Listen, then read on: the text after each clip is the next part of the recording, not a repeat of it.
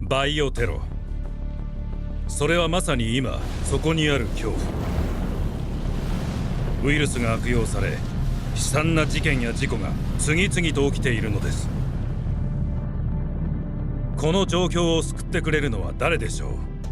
Resident Evil Revelations 2. That's very important, that title. Not Resident Evil 2 Revelations. The game came out in 2015, PlayStation 4, so it's coming up to that 10-year mark. These graphics are 10 years old. Modern developers, 10 years old. I am Couch Coop.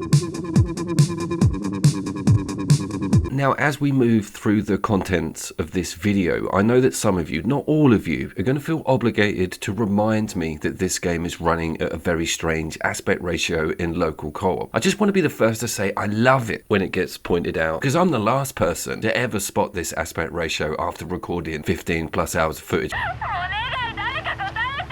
The great news is this game's very good and we had a stellar time with it. We are going to look at that campaign first, and this is the second mission. The first one I found a little bit laborious. If you want to check it out, it is available for free. You can just have that one episode. This is the strange model, I think, with the Revelations series. Not only are there some different canon characters in it, but it also tries to push this episodic bits of content at a time business model that has long since evaporated. What also seemed to evaporate was my patience with this lopsided Resident Evil split screen experience within that campaign. What I'm talking about is one of the characters, the bottom screen character. They do not carry a weapon and they can throw bricks and point at things. That's kind of it. They can also slow the zombies down, but it isn't a balanced gun-toting Resident Evil experience so far with some of those episodic episodes.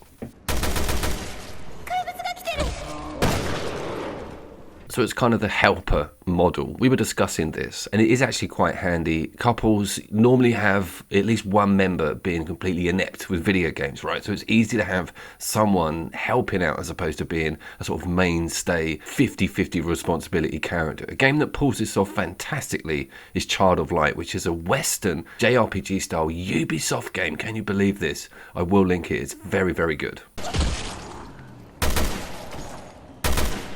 But from what we explored with this campaign, it wasn't completely disappointing. Repeating the map isn't a terrible idea. Getting to see it first off with Claire and Moira wasn't awful. With all the adjustments that you made to it with the spinning blades and all the switches switched and the fire going, and you have to sort of come in afterwards, sort of tidy everything up and try and manage through the whole thing. Seeing it twice from a different angle did and didn't work for me.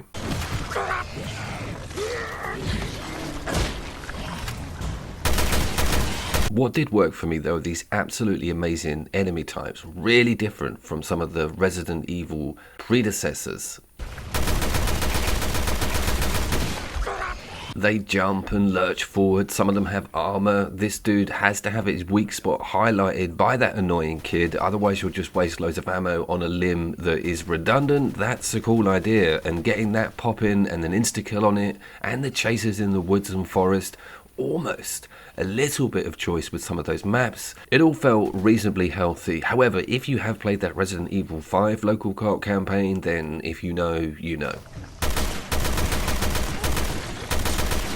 That campaign also doesn't hold back on variety, with switching out the levels, making you switch out characters, and giving you some XP longevity against each character. It's pretty cool. There's skill points to be spent. We will get to the meta in a second, but I was so amazed at how much bell and whistlery there is attached to leveling up characters, different guns. It's crazy with the skin unlocks, and Moira has got a mouth like a goddamn trash can. Unbelievable. That is half the reason I've got this video in the native Japanese language. I would have been demonetized minutes ago.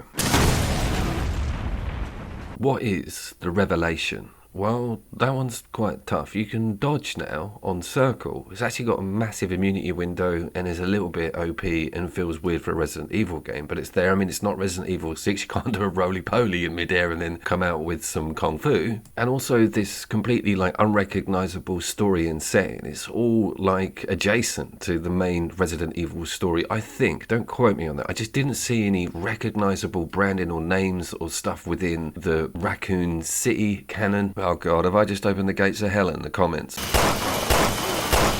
Some of this shadow work looks incredible, and some of the depth of field effects on things that are close to you or stuff that's in the distance works very well. And the game's pretty multi-tiered, and we did also try and split up big time. The maps aren't massively multi-choice, but we could put huge distance between us. This is not Ark Survival Evolved. We also had a pretty awesome siege section, not a C-section, not like that. No one's given birth. Pedro and his pneumatic drill, and we were looking at it thinking we really need that in our lives, but sure enough it turned into a boss weapon, and it was a pretty cool boss fight. There is not enough bosses though. There isn't one at the end of that penal colony level, which is criminal.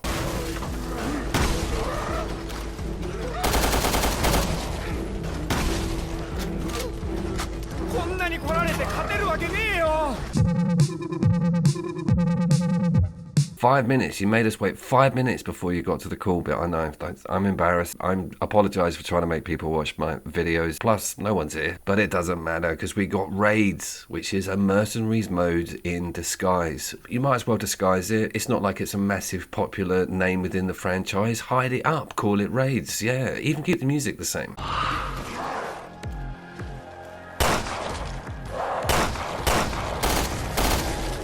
Anyways, it's absolutely brilliant. Fair enough, it takes a bit of a graphical hit against RE5 or even RE6, but it's got a full-blown role-playing game level of meta upgrade behind everything. All of the levels, all of the stars, the accolades, every single gun needs to be unlocked. You can't duplicate a weapon and take it out. You need to unlock things twice to have both characters equip something, and even every part, firing speed, damage, all of it can be meddled around with prior to going on a run. It's very high level, this, and I'm very surprised it took me near on 10 years to find it.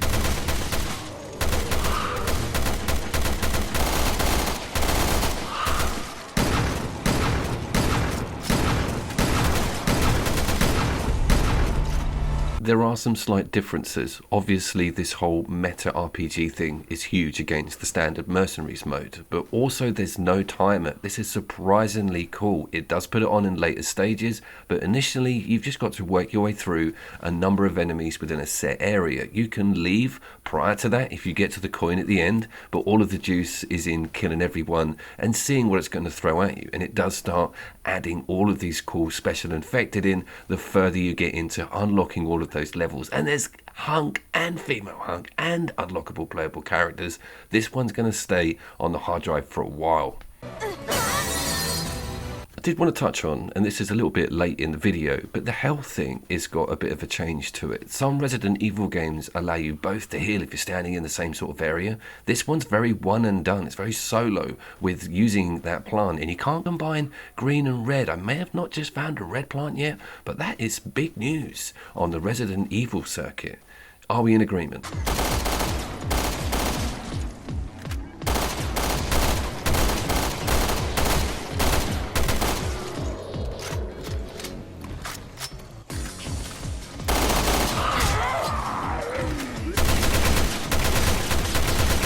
So that initial campaign chastity, with one of the characters being blatantly different from the other one, is completely forgiven because everybody is equal in raids. At the back of my mind I was thinking, what if one of us has to play as the little kid? And also, if you play this game online on the campaign front, no one's going to want to be that little annoying kid. I reckon there's a quick time event or something like a paper scissors to choose who has to walk around with a torch and a brick for an entire level. Also, and this one's very important I feel, because some of the other RE games don't do this. This gives you access to a full-blown raid mode without having to technically unlock much in that campaign. Some RE games, particularly the original Resident Evil 4, made you finish the single-player campaign, and I think there's certain stipulations in 5, and it has unlockable maps. And I think that pulls me onto the conversation with Resident Evil 5's Mercenaries mode and campaign on a singular disc, whether or not that is the strongest local co-op RE experience on the market, full stop. And this pulls me over to needing to look at Revelations 1. I got my mate Jimmers playing it, I'll link in description. I'm interested now. This Revelation stuff is not terrible. This could well be one of the better alternate to campaign local co-op modes in a Resident Evil game. Probably a really good opportunity to pull all of them together and put them in a nice big list. RE4, the remake, does not come with any split screen, local co-op, mercenary, full stop. And I think that's an absolutely colossal shame. I really want to see like a 9th gen Resident Evil game, mercenary split screen. The tech can definitely handle it. We could get rid of that aspect ratio. Have you commented about it, by the way?